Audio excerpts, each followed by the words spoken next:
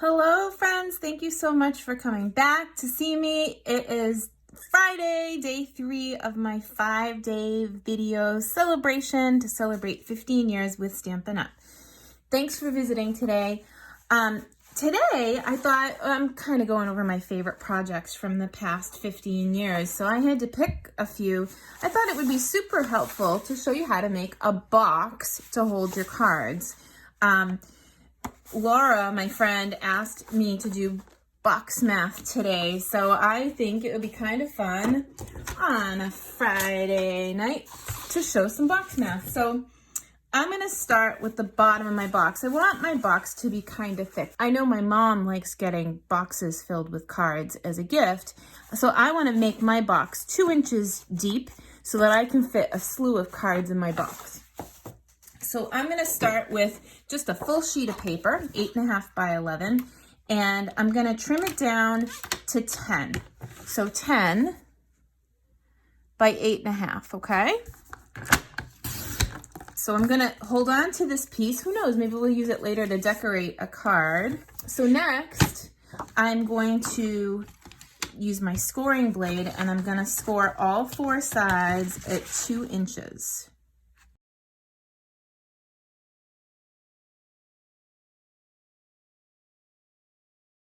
I love this paper cutter because the lines go all the way from the bottom to the top so that I can see that I am nice and straight on the bottom of my box.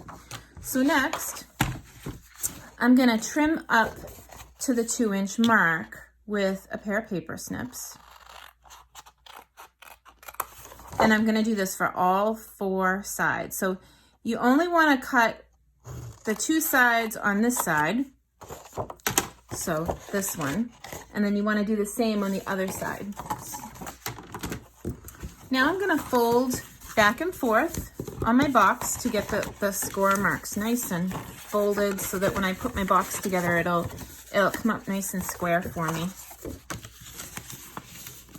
And if you want to, on your little flaps, you can do it like we did on the bag and use your paper snips to cut in on the side that's going to sit on the inside of the box, just a little bit to give it some room to sit in there and it won't get wonky on us. So I'm gonna trim the inside corners on all 4, but I'm not gonna trim this part because this is gonna be the side of our box when it stands up, and I don't want to mess with the integrity of the box. I just want to trim the pieces that fold in to make it fit nice and snug. So then I'm going to pick a super heavy duty adhesive. You could use tear and tape, or you could use your liquid glue. This is Seal Plus. It is super sticky and wonderful. And I'm going to put it on all 4 flaps of my box. And this is just the base of the box. So then I can fold it in, and I want to fold it so that it's sort of 90 degrees here. And will be nice and square when I'm done. Because remember, I did cut the bottom, so there'll be that little chunk that I cut at the bottom. But that is just so that it sits nice and flat. So here we go. Okay, so that's the bottom of the box. So if I were to measure this box right now with a ruler, which I don't have on the table, I would tell you that this box is now 6 by 4.5, okay? So this is kind of where my box math comes in a bit. So my box is 6 by 4.5. So I know that my top, the inside, needs to be a scooch bigger than 6 by 4.5 so that my cover will sit on comfortably but not move around. So I want a 1/16 of an inch or just a smidge on your paper cutter bigger than what I think I need. The other thing that I like about this top is that it's not 2 inches, that it's 1 inch. So I can see the bottom is black and the top is pink. So I only want my top flap to be 1 inch, but there's 2 sides. So I'm gonna say 6 plus 2 is 8, and 4.5 plus 2 is 6.5. So I'm going to make my box top a smidge bigger than this measurement. So what do I mean by a smidge bigger? Why not just give you the 1/16 of an inch measurement? Well, because I want you to like me tomorrow. So we're gonna bring this in again, and it was 8. So I'm gonna go to the 8-inch marker, and I'm gonna go on this side, the short side, because I know that it's 8.5. And I'm gonna go to the 8-inch line, and then I'm gonna go to the line just past it. So it's really 8 1/16 if you wanna be technical, but I just call that a smidge. And I'm gonna push this off to the side, okay? Then I'm gonna go do the same thing. I'm gonna bring it to the 6.5-inch marker, but then I'm also gonna add that smidge again. This is to ensure that my box cover will be a tiny bit bigger on the inside, and it will fit and slide on and off my box perfectly, okay? So now I'm gonna do the same thing I did with the bottom, except that I'm gonna score it 1 inch. And this paper cutter has a 1-inch marker on both sides. So it's actually easier for me to not even take my paper out, but I can line it up on the 1-inch marker over here. And because this sits a little bit further in, it doesn't mess with my lines. I can still see the measurement line of the 1-inch marker perfectly. So I'm just gonna measure all the way around at 1 inch, and I'm gonna do the same thing for the top that I did for the bottom. So I'm gonna cut here and here. Let's do that. So I'm gonna bring in my box measurements so that you can see them.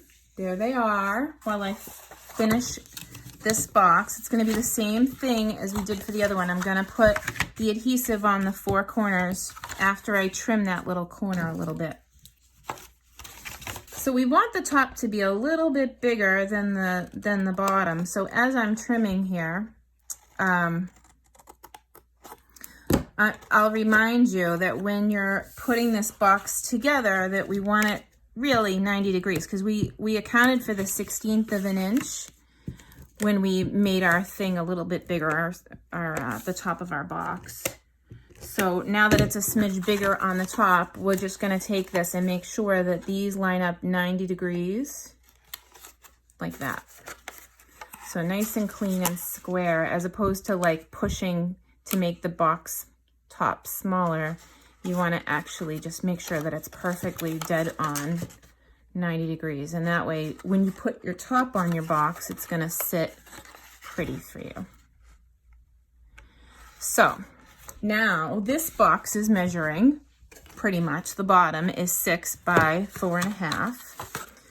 So I thought it might be fun to kind of decorate it. So you can decorate your box any way you like once you make it, but I started it here, and so I just went down 1/4 inch. So this is 5 3/4 by 4 1/4, and then the white is 5 1/2 by 4, and then I just started playing. So I thought it might be kind of fun to do this all together. So I cut some pieces here, and I have a bolt of matching ribbon on my table to kind of start to tie this up. I love this ribbon. It is so pretty, and it goes so well with this suite. That's the Stampin' Up! Difference. If you kind of stumbled across my channel and you don't know Stampin' Up!, this ribbon is set up to match our cardstock, and it matches the ink color perfectly.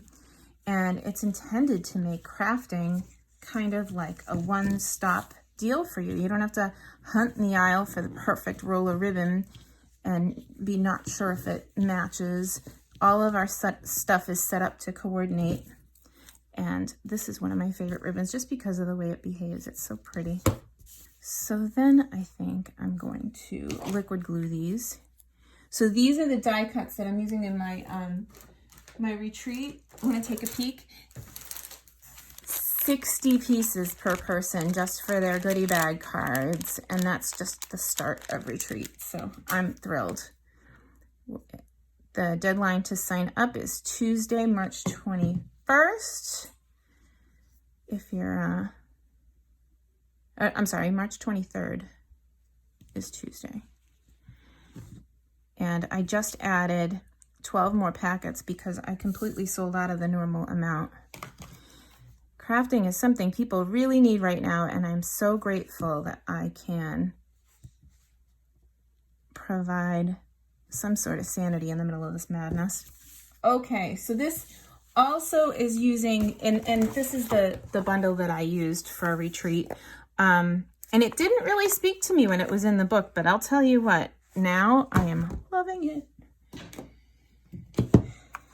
It's funny when you play with something and you see the possibilities, what it can do. So this is just one of the images in the stamp. You are amazing. I thought it would be a fun finish to the front of our card box. And if I was giving this to my mom, it would be a perfect sentiment. She is one fabulous lady. All right, I think I want to put dimensionals on this.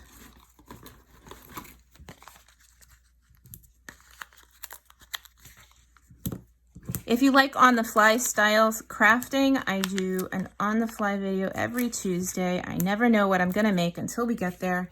And I basically let you guys tell me what to do. It's very fun, and I do that over on Facebook. If you haven't liked my page here on YouTube yet, please do so that I can get to 1,000 followers. And then I'll be able to do the same thing here on YouTube. But for right now, I am just doing it on Facebook because that's where I'm allowed. Okay. So how about a little more liquid glue? We'll put this up here. Oh, it's so pretty. I hope you're getting the prettiness in the video. It's just stunning. It's dark in here. I should be doing my videos in the light time, but nothing I'd rather do on a Friday night than come hang with you guys. Okay. My goodness. And I think I want a rhinestone on the sentiment somewhere. How about right there? Okay, so I'm gonna add this to the front of my card box. Boy, that makes it better, doesn't it? Oh, it's so pretty. And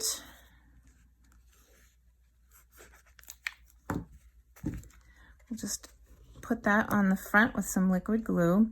And what would a card box be without some cards inside? So I designed this one earlier to match, and I'll be putting that in my card box. Wouldn't that be a fun gift to give to someone? Oh, the good thing about liquid glue is you have a minute to move it around and it's very forgiving. The bad thing about liquid glue is it moves around for a minute. So you gotta let it dry before you move on. But I think I want to put some wing costello on the middle of those flowers. Oh, look, here, I have a wing costello right here. I will, I'm going to dress this a little bit. Put some sparkle on there. What do you think? Way better with sparkle. And it fits perfectly in my box. And an envelope fits in there too. I just don't have one on the table right this second. And we'll put some wing costello here. We could even randomly color some of these daisies. By the way, daisies are my favorite flower. When my husband goes out to buy me flowers, I always say, skip the roses, I'll take daisies. So when I saw this paper, I thought it was perfect for my anniversary with you guys. So if you've been around for all 15 years, thank you. And if you're just finding me, thank you. We have a lot of fun together. So you guys are welcome to everything. And I will see you guys again on Monday for the next video in this 5-part series. Thanks so much.